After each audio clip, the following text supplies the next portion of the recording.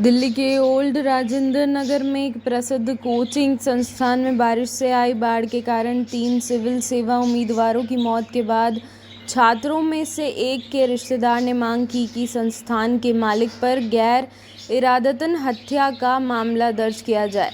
मृतक श्रेया यादव के चाचा धर्मेंद्र यादव ने बताया कि उन्हें कोचिंग संस्थान या प्रशासन द्वारा उनकी भतीजी की मौत के बारे में नहीं बताया गया। यादव ने दावा किया कि उन्हें समाचार से उसकी मौत के बारे में पता चला। इस बीच दिल्ली पुलिस ने आईएस कोचिंग सेंटर के मालिक और समन्वयक को गिरफ्तार कर लिया है, जहां संस्थान के बेसमेंट में पानी भर जाने से 3 छात्रों की जान चली गई थी।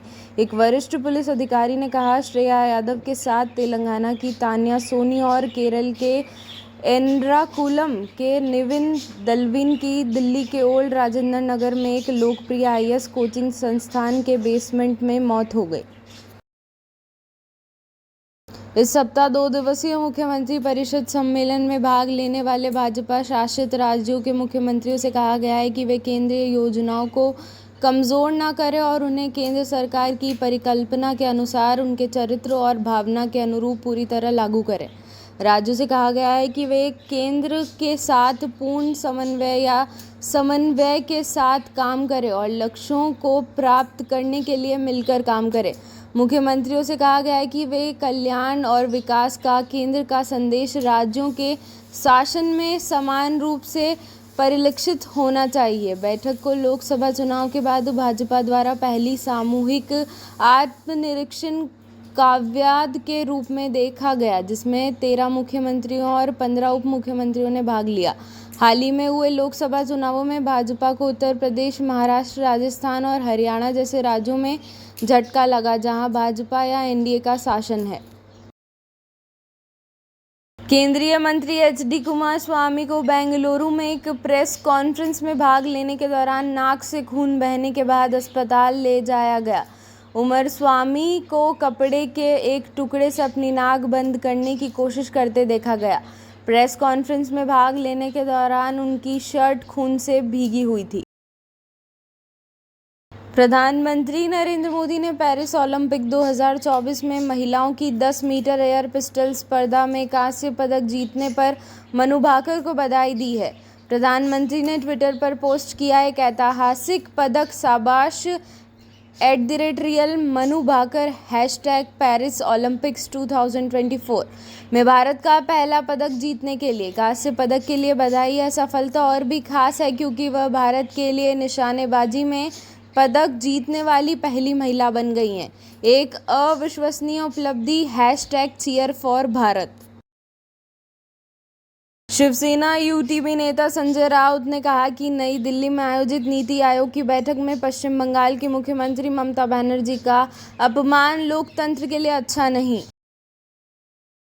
विदेश यात्रा के लिए कर निकासी प्रमाण पत्र प्राप्त करना अनिवार्य करने वाले बजट प्रस्ताव पर सोशल मीडिया पर भड़के आक्रोश के बीच सरकार ने स्पष्ट किया कि प्रस्तावित संशोधन भारत के सभी निवासियों के लिए नहीं है।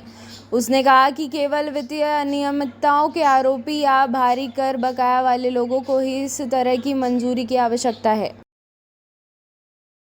कांग्रेस के संचार प्रभारी जयराम रमेश ने प्रधानमंत्री नरेंद्र मोदी की प्रस्तावित यूक्रेन यात्रा पर निशाना साधते हुए पूछा कि क्या प्रधानमंत्री यूरोपीय देश की अपनी यात्रा से पहले या बाद में जातीय संघर्ष से प्रभावित मणिपुर राज्य लाएंगे।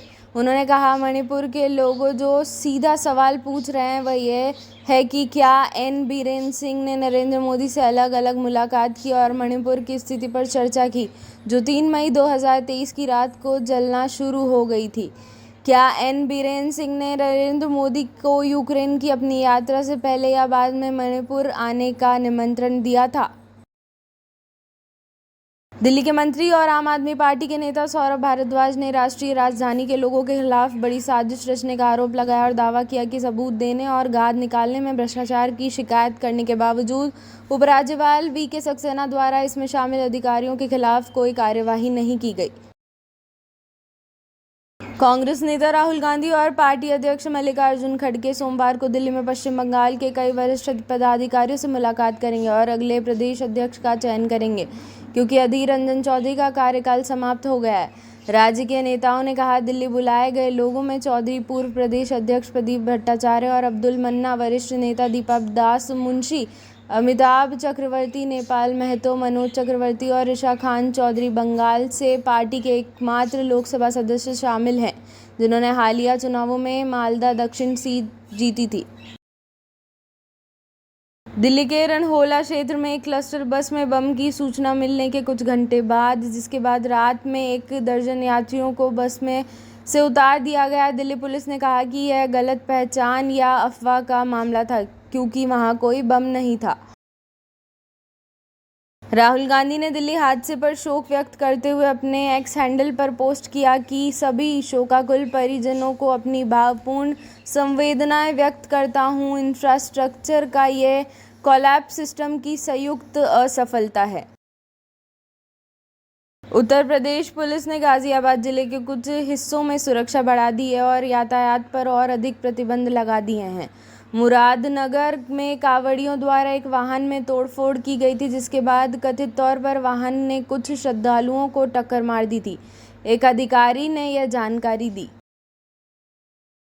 त्रिपुरा के पूर्व उप मुख्यमंत्री जिष्णु देव वर्मा को तेलंगाना का राज्यपाल नियुक्त किया गया। वर्मा ने 2018 से 2023 तक भारतीय जनता पार्टी स्वदेशी पीपुल्स फ्रंट सरकार के पहले कार्यकाल के दौरान त्रिपुरा के उप मुख्यमंत्री के रूप में कार्य किया।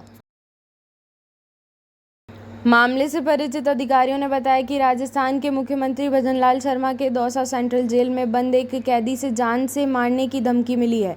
उन्होंने बताया कि पिछले 6 महीनों में यह दूसरी ऐसी घटना है। जयपुर एसीपी कैलाश बिश्नोई ने बताया, इसी तरह की एक घटना और हुई जिसमें दौसा सेंट्रल जेल से एक अन्य पॉक्सो अपराधी ने सुबह करीब 3 बजे जयपुर पुलिस कंट्रोल रूम में फ़ोन करके सीएम को गोली मारने की धमकी दी।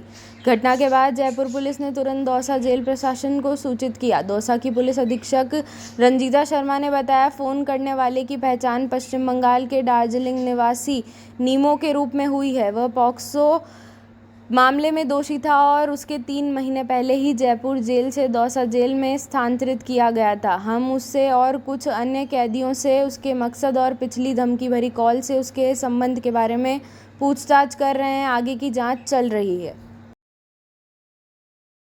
मिनीसोटा के सेंट क्लाउड में एक रैली में बोलते हुए ट्रंप ने एजेंट का बचाव किया और कहा, कोई भी धीमा नहीं था। एक महिला मेरे दाईं ओर थी। एक खूबसूरत व्यक्ति। हर चीज़ से उन्हें बचाने के लिए सीक्रेट सर्विस एजेंट की प्रशंसा करते हुए पूर्व राष्ट्रपति ने टिप्पणी की। उसकी आलोचना फर्जी खबरों के कारण हुई क्योंकि वह पर्याप्त लंबी नहीं थी। वह बहुत बहादुर थी। वह हर चीज़ से मुझे बचा रही थी। वह गोली खाना चाहती थी। ट्रंप की टिप्पणी ऐसे समय में आई जब एलन मस्क कांग्रेसियों और पंडितों जैसे प्रमुख दानदाता सीक्रेट सर्विस की आलोचना कर रहे हैं। कोटा सुधारों के खिलाफ छात्र विरोध प्रदर्शन के बीच फर्जी खबरों के प्रसार को रोकने के लिए शेख हसीना सरकार द्वारा प्रतिबंधित किए जाने के 10 दिन बाद बांग्लादेश में मोबाइल इंटरनेट कनेक्शन बहाल कर दिया गया।